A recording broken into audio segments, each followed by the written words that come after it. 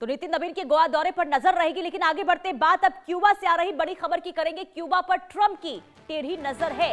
Cuba को तेल देने वाले देशों पर ट्रंप की सख्ती नजर आ रही है। देखिए, क्यूबा पर राष्ट्रीय आपातकाल के आदेश तक दिए गए हैं। आपातकाल के साथ क्यूबा पर टैरिफ लगाने के आदेश दिए गए हैं। तो डोनाल्ड ट्रंप जो कब क्या कर दे कहा नहीं जा सकता है, उनका जो आजकल मूड है वो हर घंटे बदलता हुआ नजर आ रहा है। और अब क्यूबा को लेकर खबर कि क्यूबा पर भी उनकी नजर है। क्यूबा को तेल देने वाले सभी देशों को लेकर उनकी सख्ती जो है वो नजर आ रही है और राष्ट्रीय आपातकाल के लिए वहां पर ऐलान किया गया है। ऐसे में आपातकाल के साथ क्यूबा में ये भी तैयारी हो रही है कि जो देश क्यूबा के साथ तेल खरीदते हैं उन पर टैरिफ के जरिए सीधे तौर पर सख्ती बरती जाएगी। और इससे पहले भी हमने देखा है कि कई देशों पर टैरिफ को लेकर सीधे तौर पर धमकी देते हुए डोनाल्ड ट्रंप नजर पहले भी आते रहे हैं और अब क्यूबा को लेकर भी उनका यही कदम और यही सख्ती नजर आ रही है।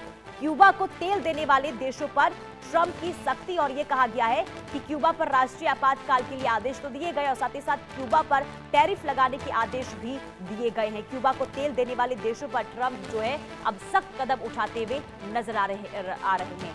यानी कि अगर कोई भी देश क्यूबा को तेल देता है, तेल सप्लाई करता है, तो अमेरिका जो है सख्ती के साथ उससे निपटेगा।